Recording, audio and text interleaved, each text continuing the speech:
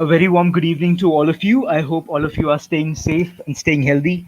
Welcome to the 104th session of CENTA's webinar series for teachers. The theme for today's session, as of course, all of you know, is visible thinking routines. And over the course of the next 1 hour, we'll explore different visible thinking routines that teachers could use to develop their students' thinking dispositions and deepen their understanding of the topics that they study. The facilitator for today's session is someone whom I've had the pleasure of knowing for over 6 years now. She's Miss Seema Venugopal. Good evening, Seema ma'am. Fantastic Good to have evening, you Karthik. facilitate the session for us today. Fantastic to have you with us today. I'll quickly take a second to introduce Seema ma'am and post that I'll hand it over to her.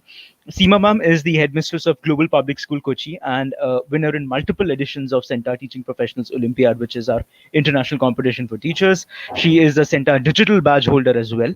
She is an excellent teacher who is known for her exquisite attention to detail, the key feature of her teaching career that spans over a decade has always been the warmth and genuine concern that she exudes for all her students under her care.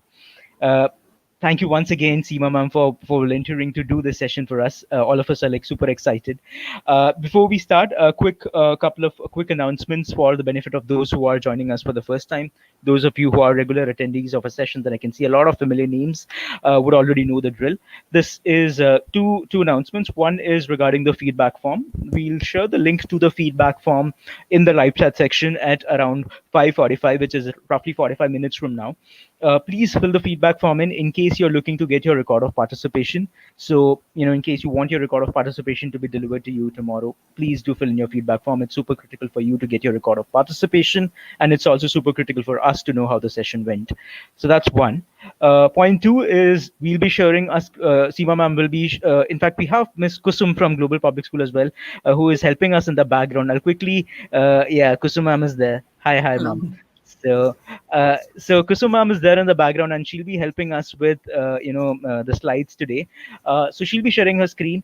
There's some slides with text in it, and some of you, what I've seen in the past, have certain issues with seeing what's there on the screen. There are a couple of things that you could do to problem solve for that. One is you could go full screen. That should help. So that's one. And the second thing is you could also try improving the quality of your stream by going to settings of your video and then increasing it from auto to either 720p or 1080p. So that should definitely help. Seema ma'am said that she's also going to be reading out what's there on this slide, so you need not worry on that front. And we'll also try and share the slides with you separately after the session, so you don't need not worry about the slide thing. So you can just focus fully on the session, and we could and as always, keep your questions ready. We'll take the last 5-10 minutes to try and answer as many questions as you have. That's pretty much it from my side, Seema ma'am. Over to you. Namaste, everyone. Thank you, Karthik, for that introduction. I really don't know where you got all that information about me, but thank you. I am happy and excited to be here today. A wee bit nervous, but excited nevertheless. A big thanks to all of you for being a part of this webinar. Some of you would have heard of visible thinking.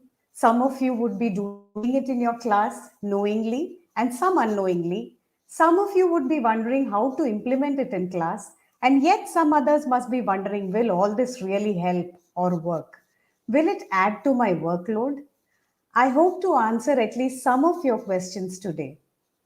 I would like to start with this quote, which is on the screen right now. When students make thinking visible, they learn to think about their own thinking. So please keep this in mind. I'm sure the meaning will become clearer by the end of the session today.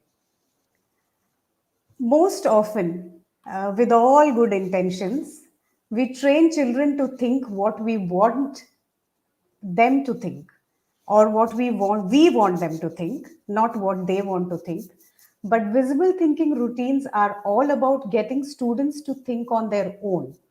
One question that I often get asked is visual thinking for visual learners? No, it has nothing to do with the learning style. It is for all types of learners. Does thinking need to be taught? Yes, we all have a lot of thoughts, but to select the relevant thoughts does need a little bit of training. Can thinking be made visible? Yes, again, and through tools that we have been using for a long time: questioning, listening, and documenting, where documenting is an equally important part. Asking questions, listening to students, and documenting their responses. It is very important to display student responses so that they can learn from each other. An important thing to keep in mind is when we question, we need to be willing to hear what the child wants to say. How often do we give students time to think before they answer? So, dear teachers, practice the pause. Let them think. The results will surprise you. After this session, please do Google Project Zero. It is a full fledged research on visible thinking routines by a group of educators at the Harvard Graduate School of Education. What I'm going to take you through today is only the tip of the iceberg. Just a request to all of you, do share your views when requested so that we can have some interaction between the session and learn from each other. Before we move on to the routines, I would like to know your understanding on visible thinking routines. What are visible thinking routines? Could some of you please share your thoughts in the chat box so that I can take it on from there. Anyone, what do you think are visible thinking routines?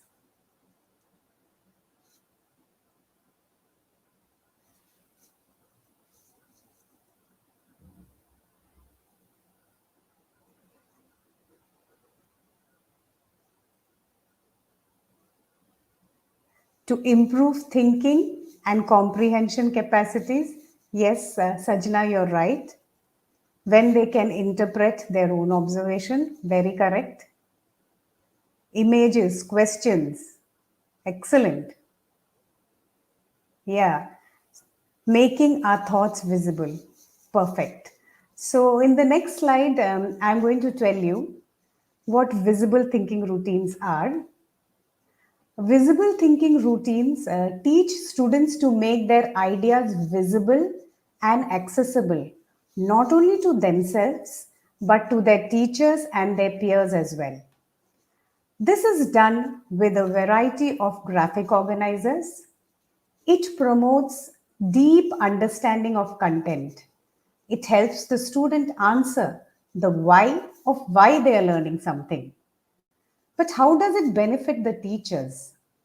Imagine seeing learning through the eyes of your students.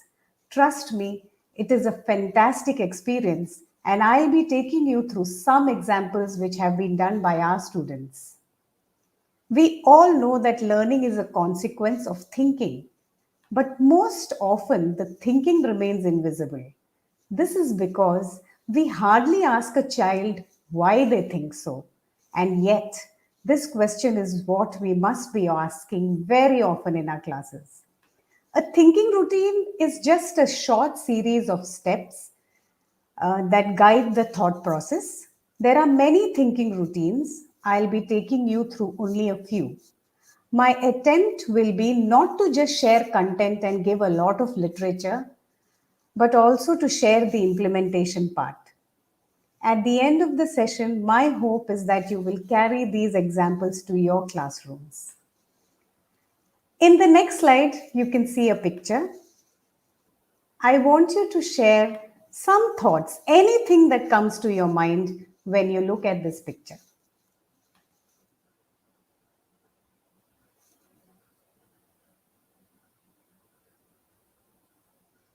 There are two trees in the picture, very different from each other.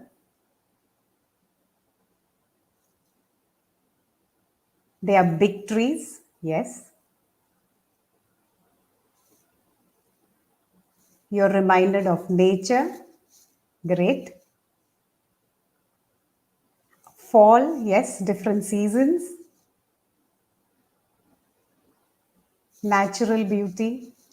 Just like you all are responding, if you show this picture in class, I'm sure your children are going to respond to it as well. Color, unique. Yes. So some might talk about seasons. Some will say that, okay, one picture is bright, one is dull. Some would say it's the fall season, as you said. There could be a lot of responses. But I have a plan in mind, and my topic is estimation. And by showing this picture, I need to lead them to my topic and channelize their thinking. So I would ask leading questions like, how tall is the first tree? There will be various responses like double the size of the building, five times the size of the man, etc. So, are they estimating? Yes, they are. But are all responses the same? No. They will have unique, different responses. But by asking these leading questions, thinking is definitely happening. So, visual thinking routine is all about teaching a child to think with a purpose. With this same picture, you can increase the level of challenge. If the man is 6 feet tall, how tall do you think the building is? You can build on to the questions. There can be any number of questions. Then you can move on to comparison. Which tree is taller? Why do you think so? So, by asking these questions, you are actually laying the groundwork of reasoning. Now, I'll show you another picture. Just think, which are the topics that can be introduced using this picture? Any picture can be used for any grade, for any subject. So, using this picture as teachers, what would you like to introduce in class?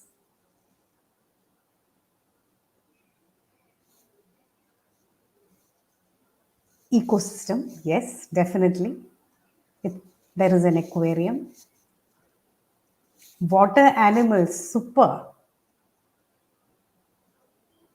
Marine life, adaptation of I mean, I'm so blessed to have such a good audience. Concept of freedom, beautiful. Water animals, yes. Life under the sea. And as someone said, freedom, it's such a beautiful thing. Two of the pictures are of the fish. There's a fish, there are two fish inside a bowl, there are some fish inside an aquarium, and then there are some fish who are open in the sea. Colors, stories, habitats, underwater. Yeah. Concept of cube, and yeah, that's a math teacher. And breathing in animals. And of course, if you want, you can also introduce estimation. There are two fish in the bowl. How many fish do you think there are in the aquarium? Okay, value of freedom. Yes, excellent. So, this is all that it takes to ignite the thinking in a child. Just one picture. It's as simple as that. And you know what the best part is? There is no wrong answer. All the answers that you have given in the chat box are correct. So, learning is not about memorizing, it is about exploring ideas. So, what the student thinks gives the teacher a lot of background knowledge, like does the child have any misconception? How good is his reasoning? What is his prior knowledge, etc. We'll move on to the next slide. This is the first visible thinking routine that I'm going to introduce you to. It's called See, Think, Wonder.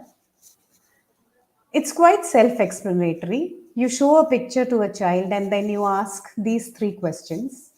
What do you see? What do you think is going on? What does it make you wonder?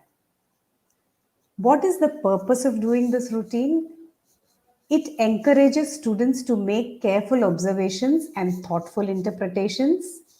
What they observe and what they interpret are both important. It's not just about looking at a picture, the child has to reach some interpretation based on that. It stimulates curiosity, which is a very, very important part of any visible thinking routine. It can be done as a part of group discussion, or it can be individual work leading to a discussion. Next up is a picture which was shown to our grade 3 students. And I would like to share a couple of responses with you. If you can't read it, it's fine. I will read it out. The child says he can see a lot of eggs in the picture. I can also see a tiny egg. I think there are about 30 to 40 eggs. I think they are going to be sold in the market. I wonder how many hens laid these eggs. We'll move on to another response. Same picture, different child who says, I see boiled eggs placed on a towel. They form a rectangle. There are 4 columns and 9 rows, so 4 into 9, 36 eggs. I see the small egg is not wet. And what does he think? I think these eggs belong to a poultry farmer. I think he's going to use half of the eggs to make curry and rest is for chicken biryani. I think these eggs, all except one, were laid by hens. I wonder who laid the small egg in the 5th column in the 3rd row. I wonder if it is a quail's egg, the small one. I wonder if the small egg is fake or if someone is trying to trick us. Okay, so completely two different responses for the same picture. So, how do you think the learning style of child one is different from child two? I know, wonderful imagination. Kids have very good imagination. But can you, is there, can you make out some difference in the learning style of both the children?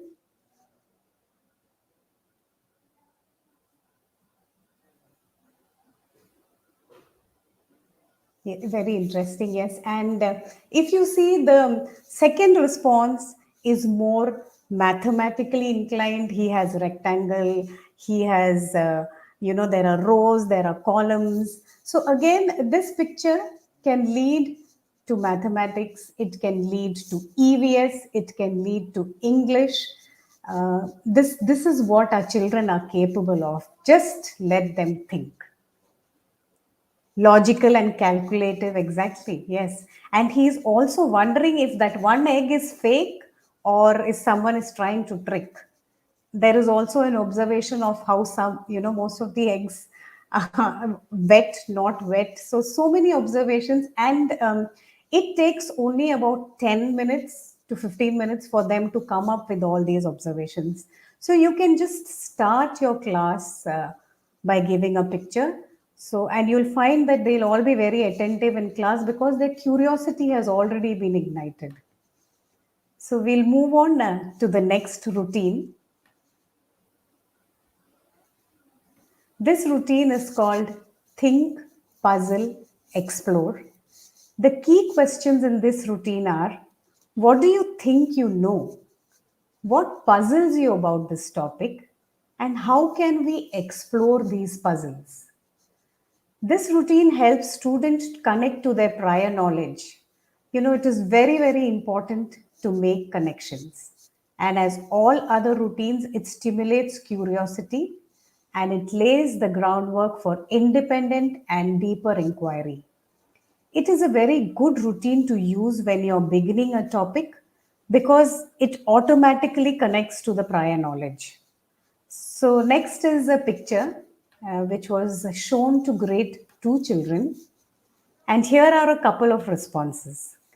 The first child thinks that it is a butterfly. The puzzle is, why is it green in color? Oh, let's explore if it comes in different colors. Another child says, I think it is an artificial butterfly. My puzzle is, why is the antennae so straight? And what do we need to explore? Can we find out if it is a real butterfly or there is a real butterfly like this? So imagine getting different responses from students. You can cover a whole lot of topics and possibly everything about butterflies, and you're going to be just a facilitator because all the thoughts are going to come from the children. The next one is again another picture which was shown for the same routine. The child thinks the jellyfish is in a fish tank. Okay. His puzzle is, what do jellyfish eat? And he wants to explore, will they eat the other fish in the tank? For the same picture, another child says, I think the jellyfish is real, but the starfish is fake. I mean, I didn't even notice the starfish in the picture, but that's how children are. Why are they only white in color? Do they come in other colors? Again, as you said before, this can be linked to a lot of topics. And when a child has a say in what he wants to explore, then the interest level will naturally be very high and they will persevere till they find an answer. Okay. The next routine is a fairly simple one. Yeah, beautiful corals, differentiation. Yes, exactly. So the next one is a very simple routine, and probably you would have opened. Yeah, I don't know if you would have used it in class, but please try it out. It's called color symbol image. It challenges the students to engage in a very different type of thinking. After students read, watch, or listen to something, ask them to associate it with a color, symbol, and image. The next step is to ask them why they chose the color or the image or the symbol. I will make it clear with a few examples. It's a very good routine for abstract concepts to be made easier to remember because the abstract concepts are linked to some kind of image or color or symbol and it becomes easier to remember. So the next one is an example. Yeah, it's a very current problem that we are facing, and the child has related ascending and descending order to corona. So he says that it reminds him of the color green. Now the reason is not written, but ideally there should be a reason as well. So, probably because Corona has healed nature, the reason can be anything. You know, the intention is to promote, to encourage original thinking. Now, C is the color, next is S symbol. So, the child has associated this with a mask. Reasoning is ascending and descending order is like COVID 19. It increases and decreases most of the time. So sometimes there is an increase, sometimes there is a decrease. And the image that comes to the child's mind is of a patient and of someone who has recovered. Because I think the people getting corona and corona going is similar to ascending and descending order. So, with this image in mind, do you think the child will ever get confused about what ascending order is or what descending order is? No. They will be able to, yes, Vijay Lata, you're correct. They'll be able to reveal their doubts without hesitating because we are not judging. We are not saying you're wrong. No, this is not the answer. They will all come up with their thoughts. Again, the next two examples are also related to ascending and descending order. So it's done in the same class, and there are three different responses I'm going to show you. Ascending and descending order. It's so beautifully related to a slide. Okay, the child says, we are going from a low point to the high one, and we slide from the high point to the low one. Another child says, very creative, that it is connected to evaporation and precipitation. So going up and coming down. By encouraging the students to think on their own, you will get a variety of answers. And the beauty is that all responses are correct. They just have to justify their choice. Can you imagine the increase in confidence level? And don't you think the retention will be more? Just like when we play memory games, we are told to make connections to remember better. This routine helps the children to do just that, and it helps the students to express their thinking non verbally, and it encourages them to think deeply while tapping into their creativity. I'm sure you agree that each response that I showed you is extremely creative. They make connections and think metaphorically. Metaphors are a powerful way to develop our understanding of ideas by associating a new concept with a more familiar one and by making comparisons. The next slide is again an example of CSI. This time it is a color, symbol, and image on expanded form. So the child says the color that comes to her mind is green because when I think of expanded form, I see green plants growing and expanding around me. The symbol is balloon because when I blow into it, the balloon expands. And the image is a cake. When I think of expanded form, the image that I think of is cake, cake batter expanding into a beautiful cake. Would you have ever thought of associating expanded form with cake batter? That is what is special about kids. They are original thinkers, and as teachers, we must encourage that. Yeah, wonderful imagination and extremely scientific. Yes, it is. It is. And unknowingly or knowingly, they are also integrating all the subjects. The next thinking routine, which most of you might have used, is in different forms, you would have used it in class. It's called I used to think, now I think. So, this is a good routine to get a sense of how opinions or knowledge of students have grown or changed over the course of instruction. It is an excellent tool for reflection. It can be done at the end of a topic. So, this example which you see on screen is, we in our school we found that word problems were always a challenge for our students. So we tried out something different. We gave word problems as a part of a story, and the students had to solve the problems as they read the story. At the end of it, we wanted to know if the approach was working well. And this routine was shared with the students. And here is a response from the student. Word problems. I used to think were boring. Now I think it's fun. I used to think it was hard. Now easy.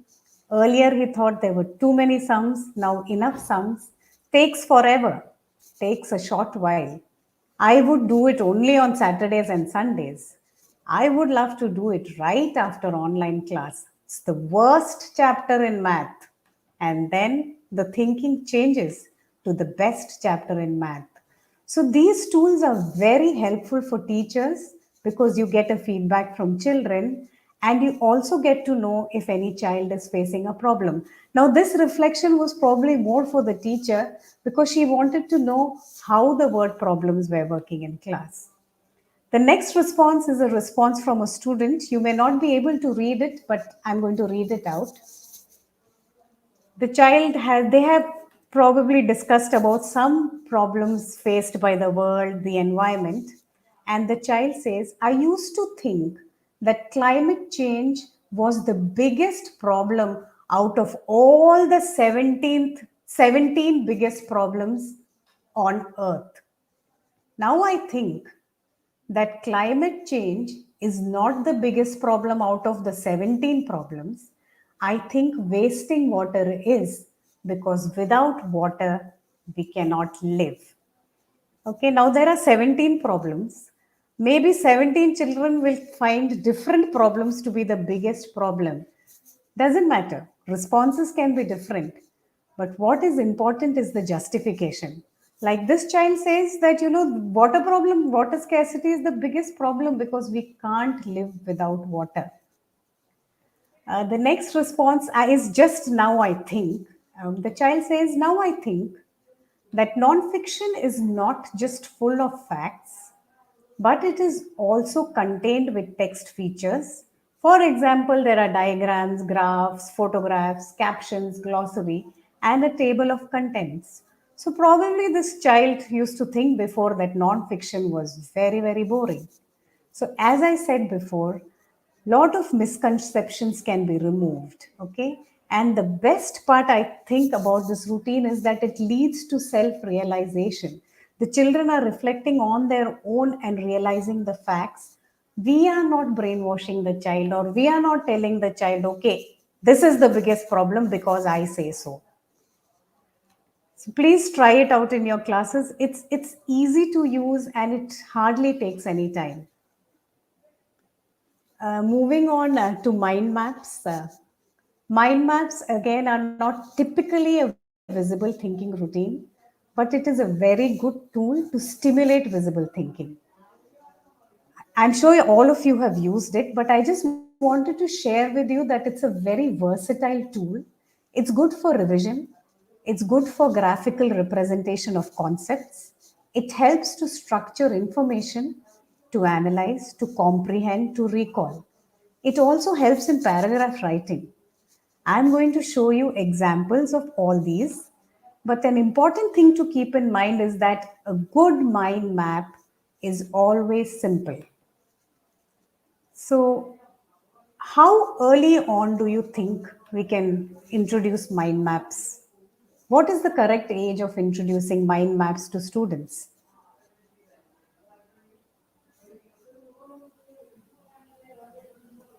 If I'm sure you would have used it in your classes, so when did you start using it, and which class do you think is the ideal class to start with mind maps? Grade 4. Anyone else? Kindergarten, yes, kindergarten. I haven't tried it out in kindergarten, but we did try it out in grade 1.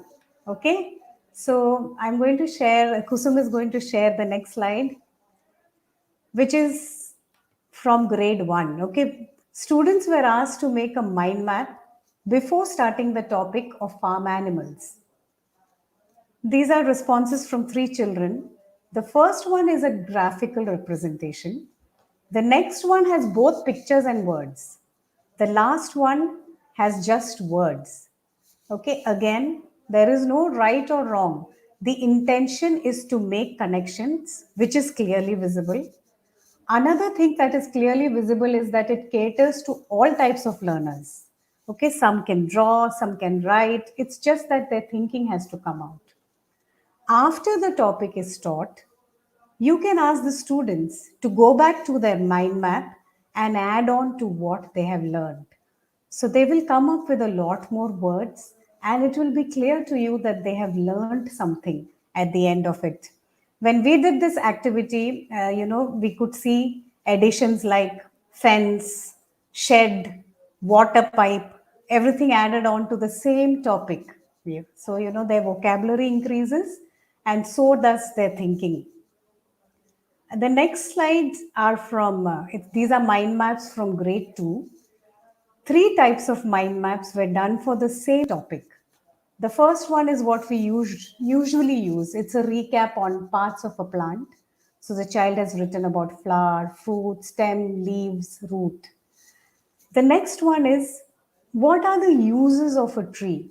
Again, this was individual work.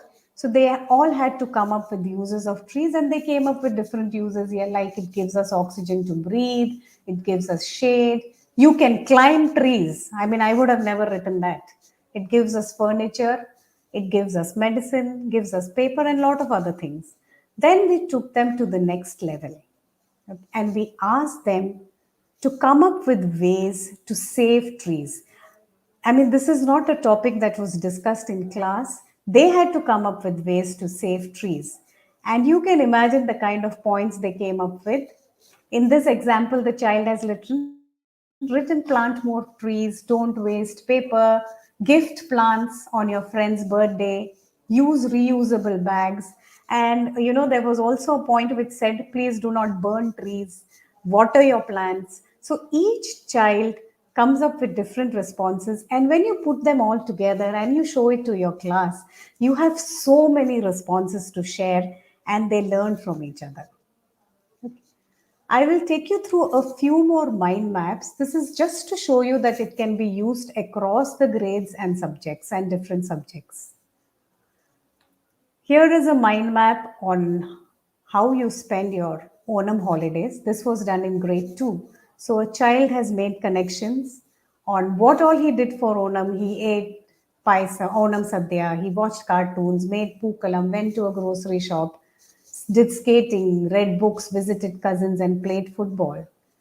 The next one, the one next to it, is from a grade 7 class, which is components of environment. This was done as a revision module, and it is very, very creatively presented, very vibrant.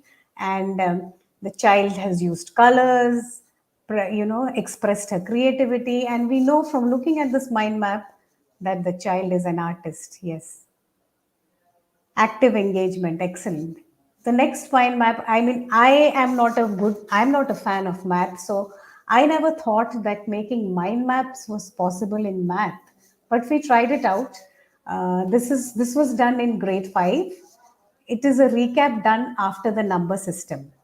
One is handwritten and another one is digital. Again, individual work.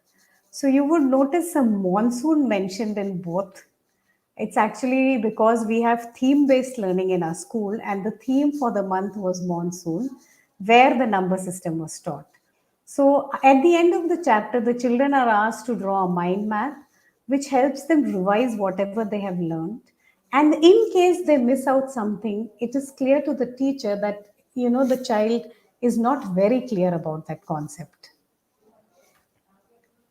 Going on to the next one, changes in form of water in science. It is a concept based mind map. Okay, so when you have a map like this, it is easy to remember the changes in forms of water and also the related terms. So what happens when ice melts? What happens when you heat water? There is, all these terms like condensation, steam, freeze. All these terms are also there in the mind map. The next one is a mind map on fundamental rights. This was done in social science. So, after the topic was covered, the children were asked to do a recap on fundamental rights, and this is one of the mind maps. Remember, I had also mentioned that mind maps can be used for writing paragraphs. I'll show you an easy way of doing it, which again we have tried out in our school. The topic is my favorite animal, and they have to do a mind map on that. So, the name of the animal comes in the center. Then there is a topic sentence, and you have to fill in details about the topic you have chosen. So, we have given them 3 details to be filled over here and followed by a concluding statement. So I will read out the one about anaconda, because I never thought any child would find anaconda to be his favorite animal. Okay, the first one is about a lion. So the topic sentence is some reasons why I like anacondas are. So then there are the reasons given, which are our details. It is the biggest snake. It is a constrictor snake. It has a strong bite. And he concludes by saying that it is the best snake ever. Okay. So as they go to higher grades, the number of details can increase. So once this sheet is filled, it is very easy to write a paragraph because you have an opening sentence, you have the details, and then you have the concluding sentence. So I'll let you on into a secret. This is the strategy I used to plan for this webinar as well. I put my thoughts together, I put together whatever I wanted to share, then I had an introduction, and then I had you know a conclusion to my webinar. It's a very effective tool, and I think we should start teaching this to children as early as possible. These examples are from grade 4, but I think you can start in grade 2 definitely. Now, and there are 2 more DI strategies can be, yes. Yes, aside from leading them to think critically, they also develop lot of things. There is art integration, excellent. So I'm moving on to grade 8 now. So thanks to online classes, the students are now very good at making digital mind maps as well. The first one, I have 2 examples. The first one is from a chapter called A Short Monsoon Diary. So you can see how clearly the child has written the dates, the events related to the dates. It's to the point. And now, when it is time for the child to revise for an exam, all that she needs to do is look at her mind map and know if she knows all the points. The next one is again from grade 8. This is from a chapter called The Tsunami. So, the important dates, the characters, the events are all covered in the mind map.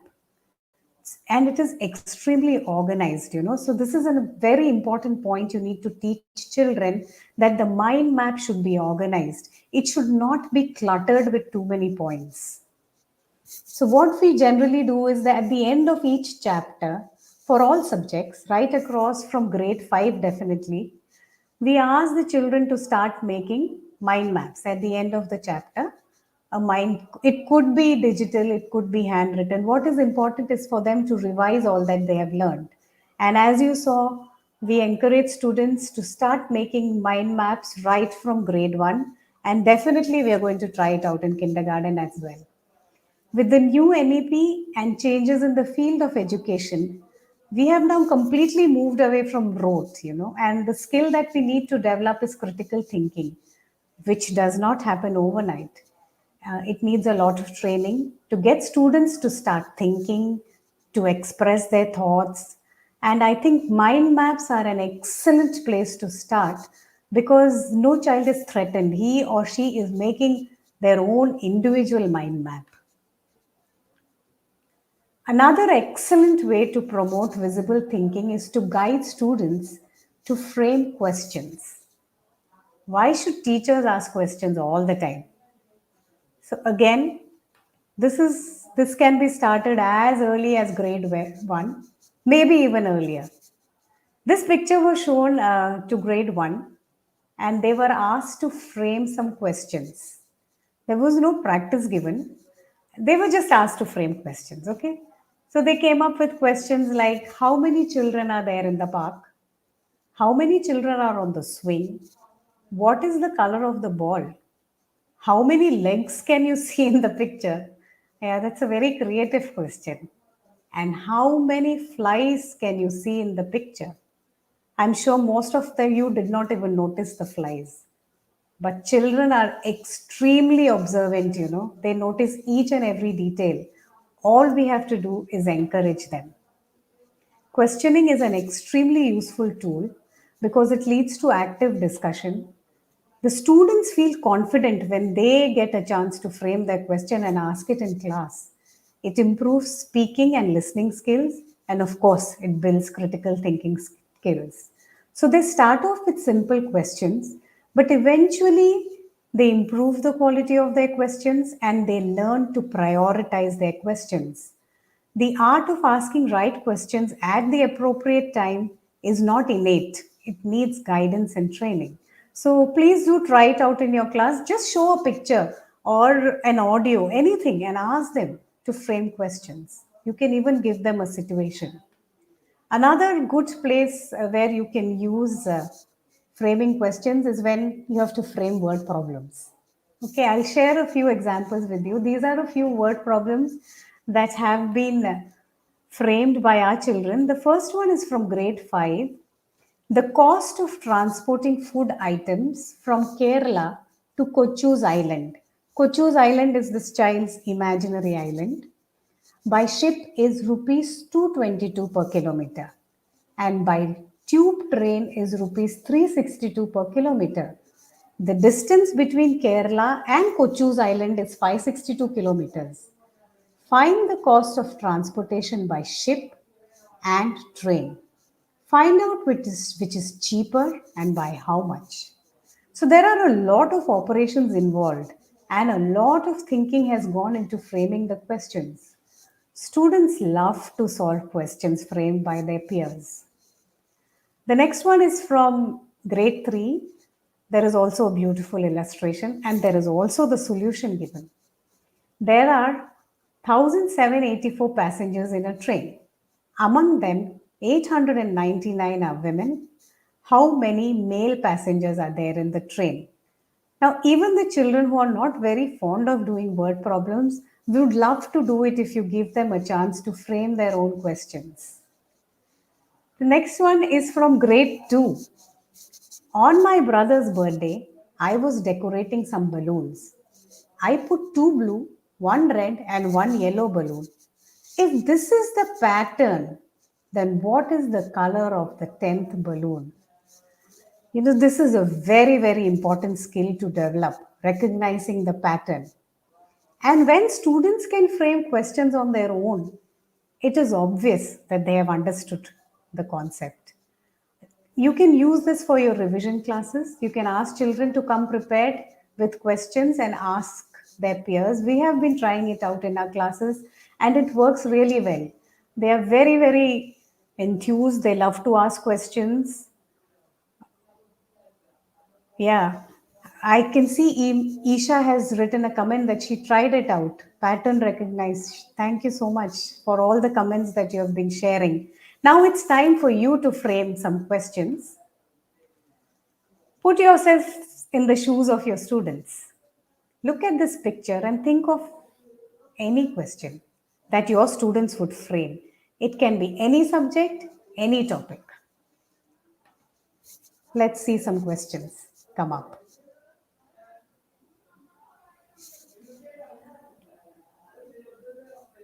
Very simple picture. You can see some elephants, but how is the weather? Yes. Automatically, geography. Any other questions you can think of?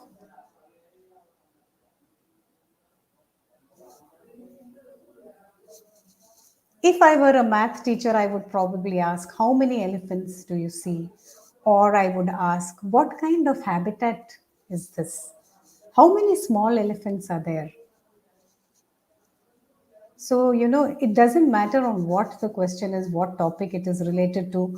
You can always channelize their thoughts to ask questions. We'll move on to the next slide.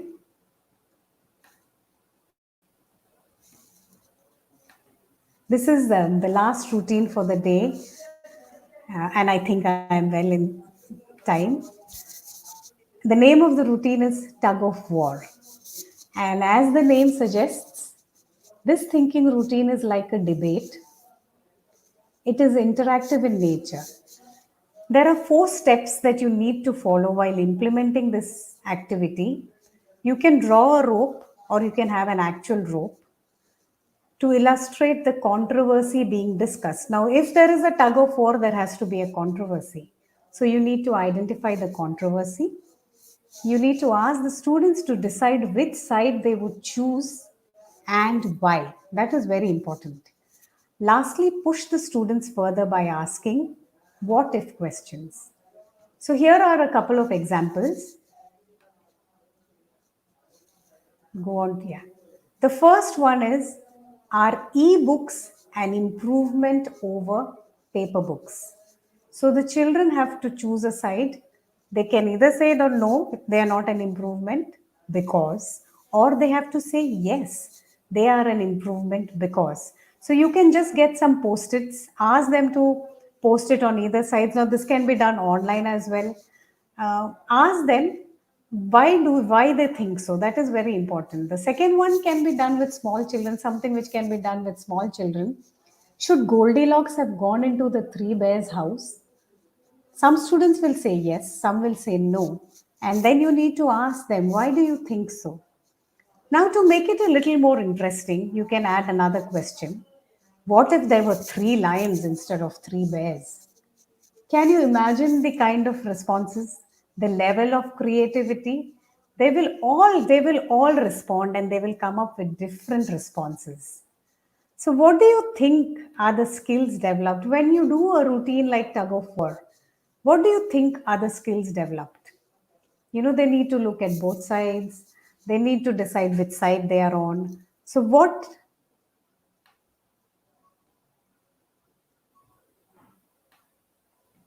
I think, yeah, my chat is coming in now.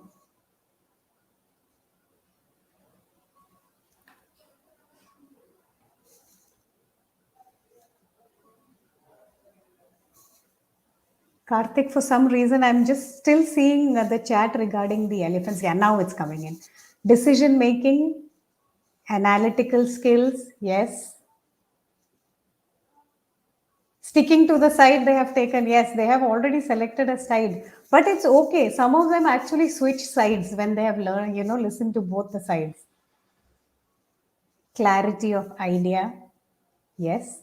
Freedom to express, brilliant. Critical thinking, reasoning, exactly.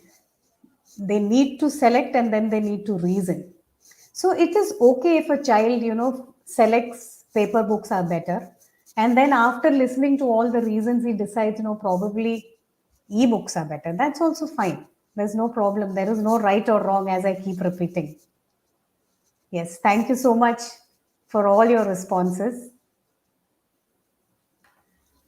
I really hope from the bottom of my heart that you found this session useful and there are some takeaways which you will try out. That is why these webinars are important. It is not just about listening to something that has been done in some school by some teachers. It is about try to implement it in your classes as well. All children are curious by nature, and these routines cater to that. It is very easy to implement. One picture, one thought can lead to visible thinking. All that is required is a little planning from the teacher's side and a little guidance on how to refine the thoughts. It is very, very easy to implement these routines in online classes as well. So, before I wind up and before I take the questions, I would like to express my gratitude to my team of teachers at Global Public School who have implemented these routines in school and have transformed our classrooms to think rooms. I know many of you are here today. A big shout out to all of you. I have a terrific support system at school, but there are some names that I must take. My mentors, Miss Lakshmi Ramachandran and Miss Annie Nashu, for always encouraging me to experiment and for teaching me to always think from a child's point of view. They have been a part of my journey ever since I joined Global Public School 15 years back. Thank you. The Dean and Principal of Global Public School, Mr. Srikumar Karta, who introduced me to visible thinking routines and continues to cheer me on. Thank you, sir. Thank you, Lakshmi ma'am. Thank you, Annie ma'am. And thank you, all my wonderful colleagues at school. Big thanks to Kusum, my colleague, who is presenting the PPT today so that I can be hands free. Thanks to Google, though I haven't Googled much, most of what I have presented today are my experiences as an educator. I'm grateful to CENTA for giving me this chance. A special thanks to Karthik, Piyush, and Krishna Chaitanya. And a big, big salute to all the educators who have logged in today. As teachers, our world turned upside down when we had to shift to the online mode. But the love for our students made us learn multiple skills almost overnight. So, hats off to the perseverance and the will to overcome. Now I'm ready for the questions. I'll try my best to answer, but I would like to remind you something. There are no wrong answers. Thank you so much. And if you have some questions, I'll be willing to take it.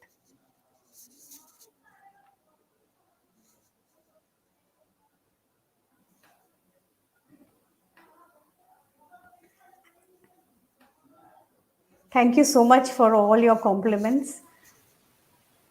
Thank you, thanks a lot, Seema ma'am. Fantastic session. And Thank you, Karthik.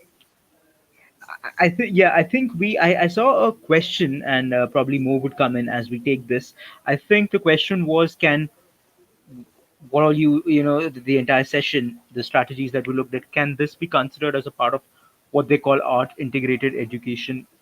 Does that Yes. is it related? So that was the question. Yes, it can be definitely related to art integration because thinkers, some there are visual thinkers, there are different kinds of thinkers. Now, if you ask them to draw, what are your thoughts after seeing this picture, that automatically becomes art integration. Hmm. Hmm. And it can be used all across all grades, any subject. Sure. And there's a comment from Ms. Jayarani Shankar, and Jayarani ma'am is saying that this is the best session that she's ever attended.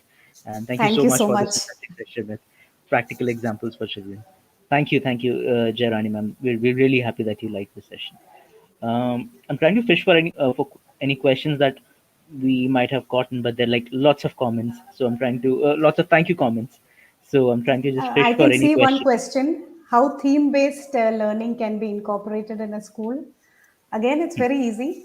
Suppose you select a theme monsoon. Then in English, you teach them stories or poems related to monsoon. In maths, they can calculate the rainfall or compare the rainfall in different countries or states. In EVS, you know how you can teach them the water cycle, how rain is produced. Again, in languages, you can do the same.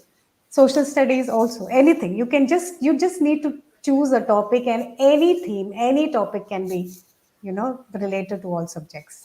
Sure. The next question comes from Salvacion Jean Ocean, and her question is: how can we grade mind maps if there's no right or wrong answers? I don't think we should be grading mind maps. It is just for you to know where your children stand. It is just for you to know how much they know. So that is the grading which you do. Each mind map is unique, each mind map is excellent. And that is the point here, that no one is lesser, everyone is the same. There's a concern which Ms. Harita Niranjan has, and Harita ma'am is saying many a times content becomes an obstruction or rather for using these strategies, and Yeah. I think she's checking for any potential solutions that you might have. In fact, when we started out, even we thought, how are we going to finish the syllabus?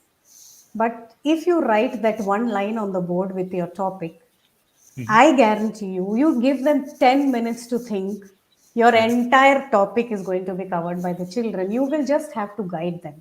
They come up, you know, I think as teachers, we limit their thoughts, but their thoughts are actually quite related to the topic you're teaching.